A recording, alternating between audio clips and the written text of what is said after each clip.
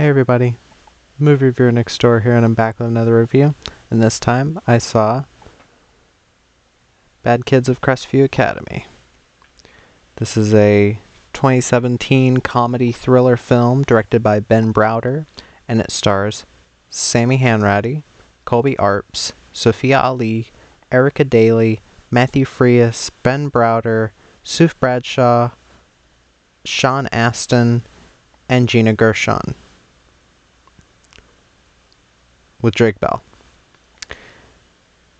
In this film, it's 4 years later and a new group of students has been placed in Saturday detention at the infamous and prestigious Crestview Academy. When Susie, sophomore undercrust, flat crashes the party to avenge her sister's death, a Saturday detention reserved for the privileged seniors of Crestview Academy turns into a Dayton hell.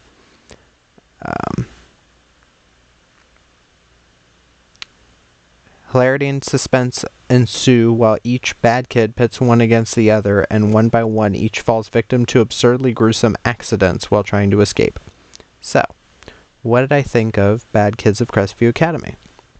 Well, I just rewatched Bad Kids Go to Hell, found it decently enjoyable, and again, while this film is not perfect, I think it succeeds quite a bit at what it's trying to do. And certain things have definitely been improved in this one, while certain things have kind of gotten worse. But I'll get to that. But let me get to the cast. Sammy Hanratty plays Susie. Her sister, what happened to her sister was put down as a suicide, and she thinks no. So she's basically infiltrating this detention to see who actually, if anyone killed her, who did. I haven't seen Sammy in a lot of things, but I think she played this role pretty well. She seems to be having quite a bit of fun in the role. She kind of lets loose at certain points, and she knows what kind of movie this is. She isn't taking it so absurdly serious, only in the scenes where it needs to be serious, because this film does succeed at being a comedic thriller a lot more than the last one did. But yeah, I found her pretty badass in quite a few scenes and enjoyed her. Colby Arps plays Blaine Wilkes. He is the brother of the girl who died in the last film. They were both the kids of Senator Wilkes, who was played by a different actor in the first film, and she was barely in the first film. She's in the first film for a tiny bit. She's in this one a bit more, the character. Colby Arps, I've seen him in Badasses on the Bayou. That's about it. He wasn't a big character in that. He works here. His acting may not be the best, but I think that actually works for this character, since he is supposed to be like stereotypical rich kid, like to the point where he doesn't even like curse until he knows that it doesn't matter anymore. Like, he's trying to keep a squeaky clean image, and he says like we're thumped like a dump truck or some shit like that. And I was like, okay, this is funny. I actually am enjoying this satirical character. Sophia Ali plays Faith Jackson. She's basically she's the daughter of a preacher or pastor or something. Apparently this actress was in the newest, the semi-new Uncharted movie, like as the love interest or something, which, that's insane. She got from this to that. Good on her, even if that looks like a piece of shit. I like her here. She works. About all I can say. Erica Daly plays Sarah Hasegawa. She's a Japanese student who likes cats a lot, and that kind of plays in because she's a lesbian, and that is a bit of a joke. And I was like, you know what, this is actually kind of a funny joke. This movie is very funny in many parts. But yeah, she worked. She's also kind of cute. Matthew Frias plays Brian Marquez. He's the gay one. He's also a drug dealer. I actually really enjoy how he played this character because he just has fun with it. He knows, oh, you got a gay character, whatever, I'm going to play this so fucking over the top, and it works because this is a satire, so it's fine to play it over the top. Ben Browder plays Max. He is a returning character and actor from the first film. I like Ben Browder. I think he plays this role well. He's also directing. Sue Bradshaw plays Dr. Knight. She's kind of an overbearing teacher that wants to help everyone with their problems. I've seen her in stuff before. I did enjoy her here, as I think she actually fit in. Sean Astin plays Headmaster Nash. He is a new headmaster than in the last film. Another upgrade, as I love Judd Nelson, but he looked miserable in the first film as the headmaster, and Sean Astin is chewing the fucking scenery whenever he's on screen, and I really enjoyed him.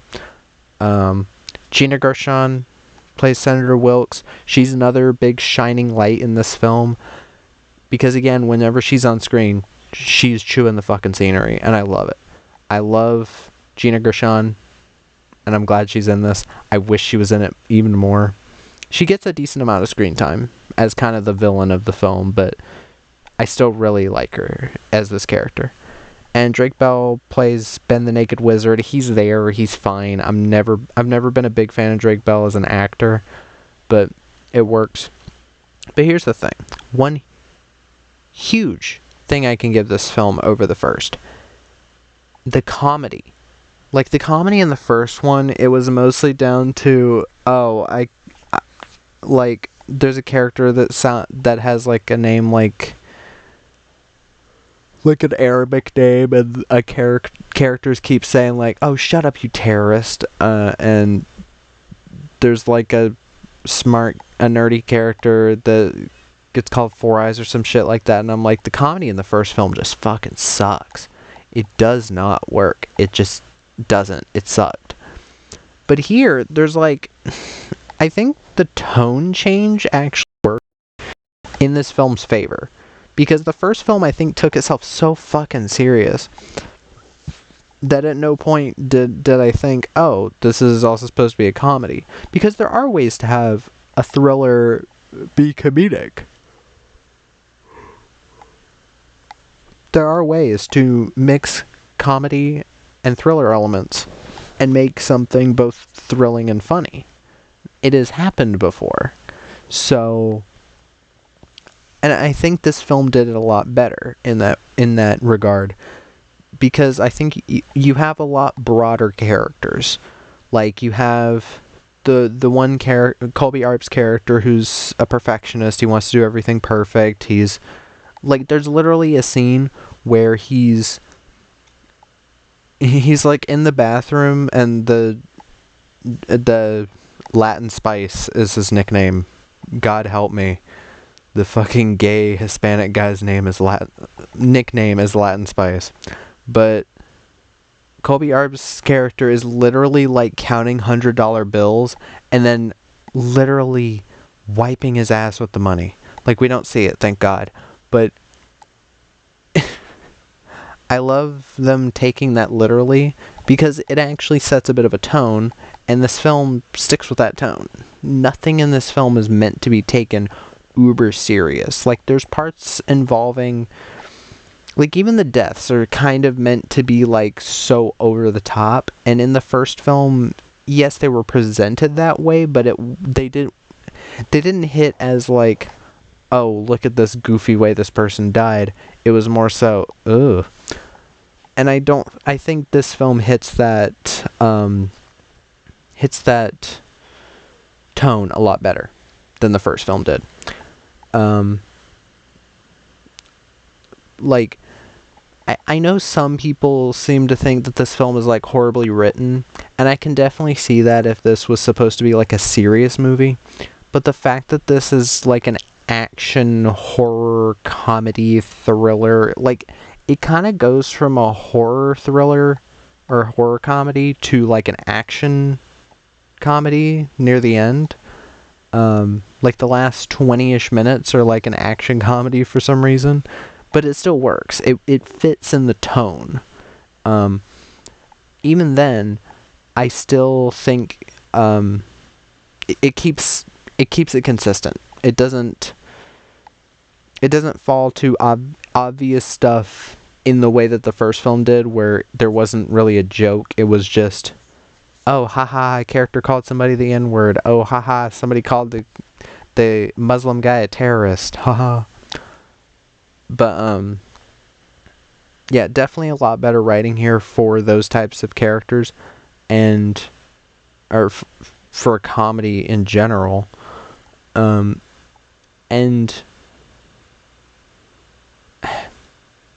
again, this is just a more fun movie. Like, if you can get past the flaws of it that are mostly down to budget. A lot of the flaws in this film are due to budget.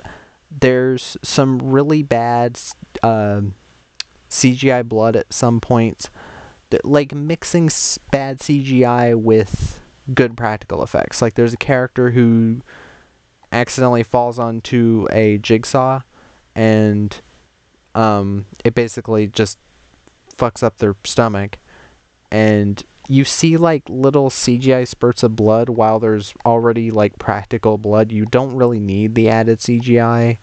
Kind of a mistake. There's a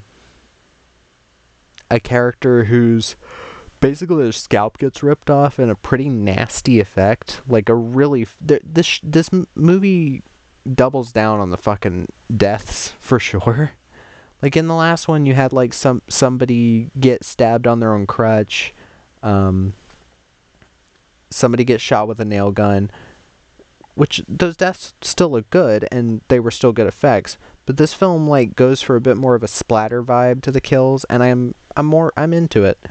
But that's not the only thing. It's not like this isn't just a slasher. That's just like that's all it has to offer. It does have a bit more of a thriller vibe to it than the last one, which was a bit more horror-y.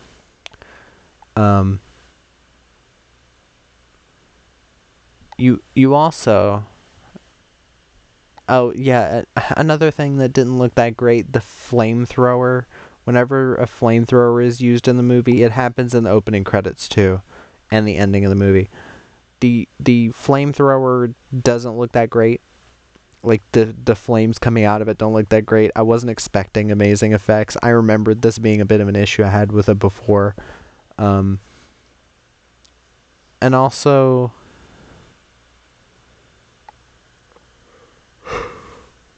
excuse me.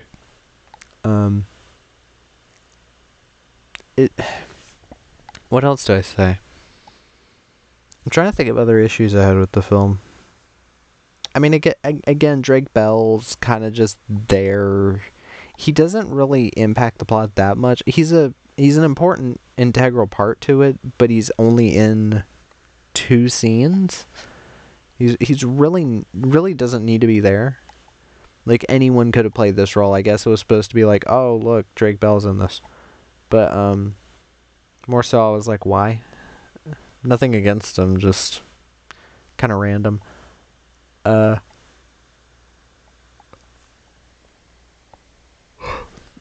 will say, when I first saw this film, I had not seen the first, so what happened at the ending didn't make a fucking bit of sense to me.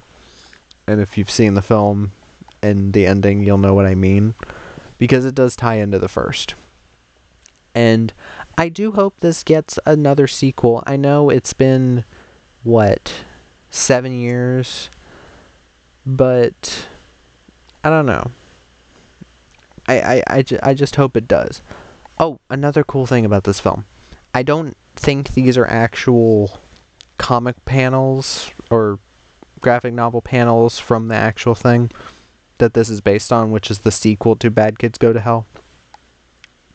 This is supposedly based on the continuation graphic novel from Bad Kids Go to Hell, which is Bad Kids Go to Hell. And there's like parts of this film where the opening credits are have panels that look like what happened in the first movie, including the deaths, and I thought that was really cool, as kind of a like flashback to what happened before. And at random times during this film, usually after a character has died, you'll see like a paintbrush stroke, and it'll go to the graphic novel like type drawings of the death, and then back to reality, and it happens at sometimes random times. I actually like that as a stylistic choice, and I think Ben Browder, directing wise, does a pretty good job here. The film looks pretty slick for the most part. Again, aside from some shaky CGI, mostly with the cockroaches, they don't look that great. At certain times they look fine. There's one scene where I swear to God, he like picks up he like puts a cockroach in a box, and I swear to God it's one of the ones that you can buy at like Dollar Tree, like 100 in a bag. But other than that, like, I think he does a good job directing as a first-time director, and this is the only time he's directed. He hasn't directed anything since. But I do think he has a good handle on visuals and editing, because the editing's pretty cool in this one. Oh, and the score. The score by Jeff Cardoni was pretty good. Had kind of a nice guitar vibe to it, unlike the first one. But yeah, if you're into the first film, or if you want something a bit different, watch it. Again, it's not perfect, but I did find it to be a pretty fun comedic thriller and a good tie into the first film, and I do really like the ending, as it is a bit of a sequel bait ending, but it's one that, even without a sequel, it's still pretty satisfying. I still found it pretty fun. But yeah, that was my review of Bad Kids of Crestview Academy. If you've seen the film, let me know what your thoughts are in the comments down below. If you have any recommendations, put them down there as well. Excuse me. And movie reviewer next door.